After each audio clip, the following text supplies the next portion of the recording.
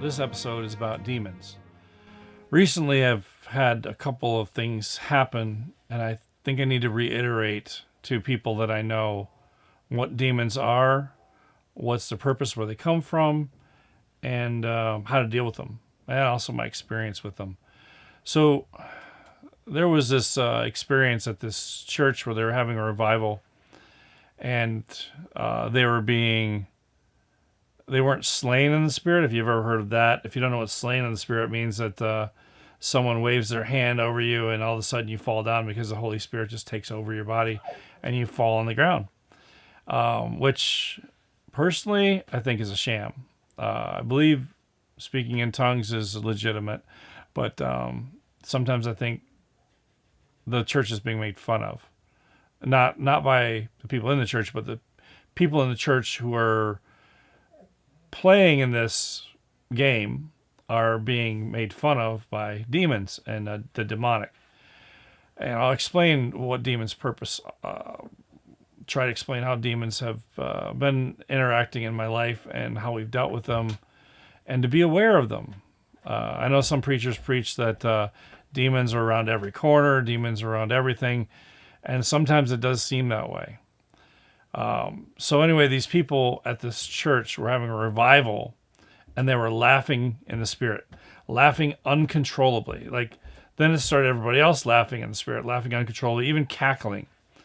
And when you get to that point where uncontrollable actions, the Holy Spirit does not take control of your actions. The Holy Spirit works with you.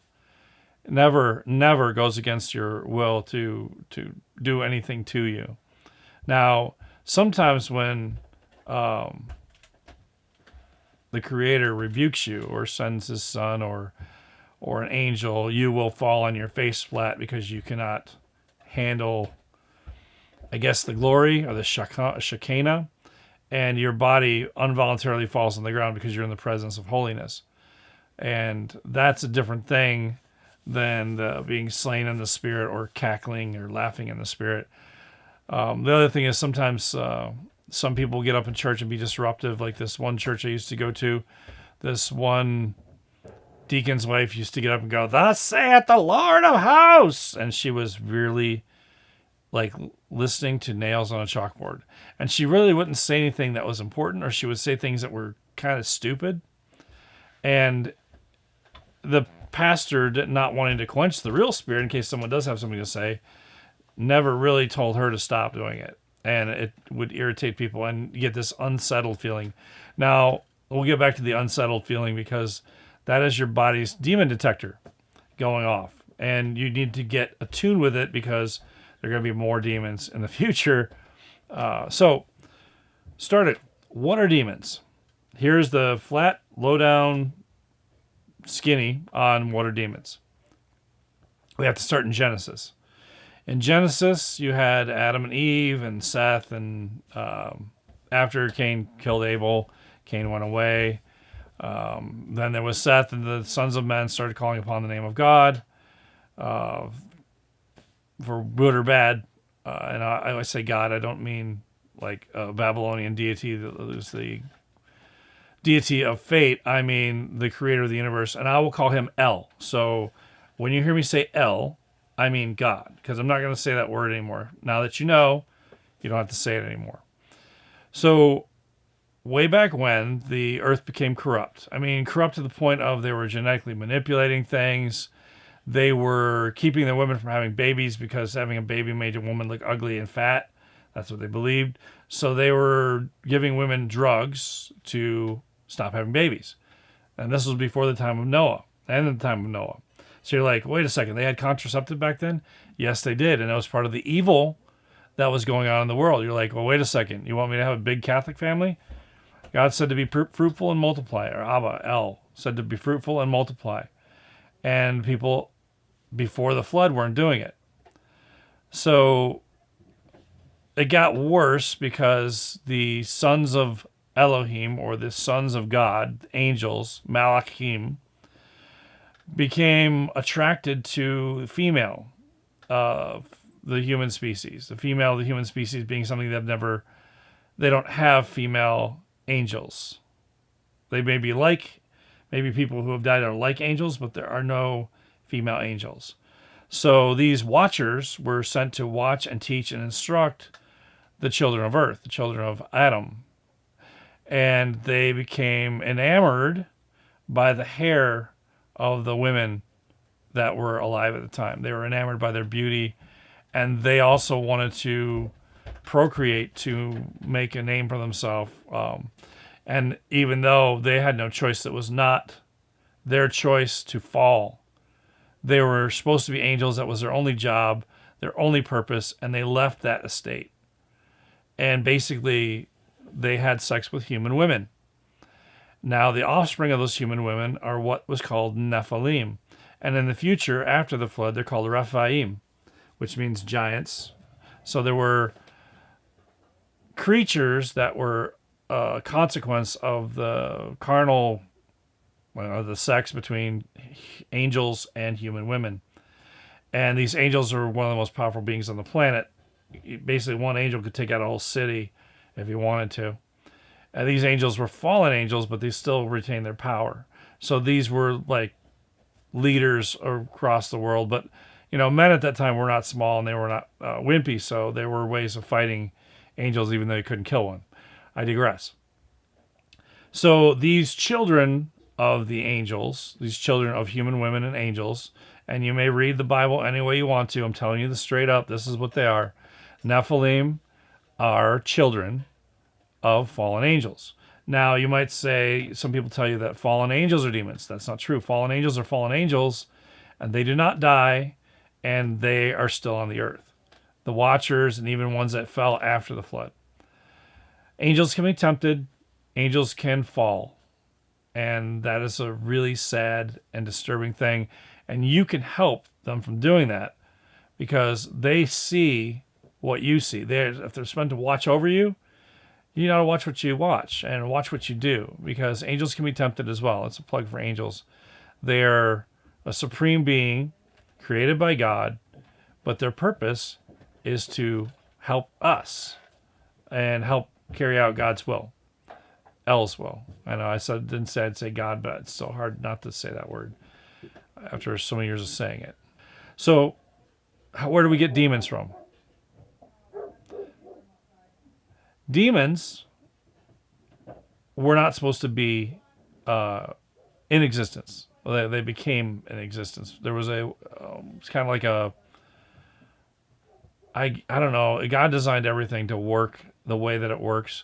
So you could say in a way that God created demons, but he didn't. God created several outlets for our sin, like to keep a balance, to keep things balanced and to keep things in order and to keep things going till the end. So what happened with the Nephilim? The Nephilim could be giants, huge, gigantic giants, and they would crush man. But there were no Nephilim women. There were no Nephilim women offspring. And the offspring were so malformed that they grew gigantic. They grew big. And the angels couldn't figure out why their DNA couldn't mix with human women DNA. And so that started them on a quest to try to figure out how to match up the DNA. And that also, angels would help humans figure out how to manipulate DNA. And this was in antediluvian times before the flood. So El was so angry with people for their working with the fallen angels and all their own evil that they were doing. He told Noah and Methuselah to preach for 120 years to the entire planet to tell them that destruction was coming in 120 years. And at the end of 120 years, Methuselah died. Noah buried him. And the floods came right with the same week that Methuselah died. Methuselah was not murdered in the flood. Neither were any of the other patriarchs from Adam all the way to Methuselah. Lamech had died hundreds of years before, so it was just the last two were Noah and his grandfather, Methuselah. Anyway, the floods came. The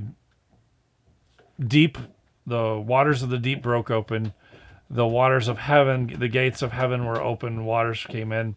For the first time in the planet's history, there was a thing called rain. Water was falling from the sky. The people were very, very freaked out. I'm going to keep this short. So, long story short, the Nephilim could not escape the flood. They were not on the boat with Noah. El said that Noah was perfect in his generation, meaning that his DNA had not been manipulated. So you had Noah and his wife, who I think's name was Naamah, and Noah had Shem, Ham, and Japheth, and they had their wives. So there were 8 people that survived the flood. Unlike the movie that had Tubal-Cain sneaking on the boat, that never happened. So then you say, well, how did the line of Cain continue on into the next era? Let's not go there right now. What happened with the Nephilim is they died. But since they were not natural, they were not supposed to happen, not part of God's plan, not part of El's plan, their disembodied spirits had nowhere to go. They had nowhere to go, so they sat out the flood as disembodied spirits. And that is where you get the demons from. Demons are disembodied spirits of Nephilim. Fallen angels are fallen angels. Nephilim became demons. And that was roughly between 5,000 to 6,000 years ago. As man got back on the planet, started growing things, and the animals started coming off the ark and tried to reclaim the earth, there was a couple things going on. One, the disembodied spirits of the Nephilim found that they could interact or manifest with the sons of man. And they can manifest by blood, human fear, and they could actually possess human bodies if that body so allowed them to. And I should say demons are very legalistic. If you give them a reason to inhabit your body, like if you don't follow God's laws, if you don't follow God's statutes, if you don't have Yeshua in your heart, you are open to possession from demons, especially if you dabble in the occult. So where did the Nephilim come from, or the Rephaim, after the flood? Well, I think more angels had to have fallen, and more angels had sex with human women, and we had more Nephilim. I think that in the book of Revelations, it said 1/3 of the host fell to earth. So there could be as many as tens of millions of angels on the planet. I won't go there.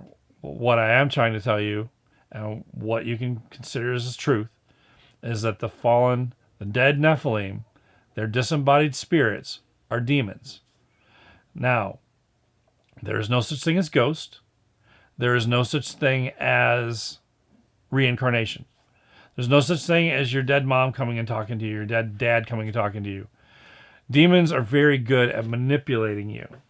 One, they've spent thousands of years with your family. They know exactly your traits. They know exactly what to say. They've heard everything you've said in secret, unless you've been in a family that said protection. Unfortunately, I wasn't in a family that had protection, so I had demons in my house. Carrying on with my experience with demons, when I was about 4 or 5 years old, I had 3 or 4 of them around my bed. I was struck with fear and I could not move. I thought they were aliens because that's what my mind interpreted them as. But if you look back on history with fairies, aliens, other odd things that aren't supposed to be there, that's demonology. That's demons. And then there's another, that parents seem to brush off, imaginary friends. Imaginary friends are not your friends. They are demons. Now, there's another argument that non-fallen angels, angels that work for El, that are watching over you, actually, some children can see them, and so the angel acts as a guardian, and he becomes their imaginary friend. So I don't know if I put stock in that. The only imaginary friend I had was a demon, and he wasn't imaginary. So you have bad dreams. Especially if you have dream catchers catch demons. You get bad dreams. You start hearing things. You're starting to hear people talking. This ends part 1 on the What Is Project on demons. I'll conclude in part 2 with my experience with demons and my advice. Thank you for listening.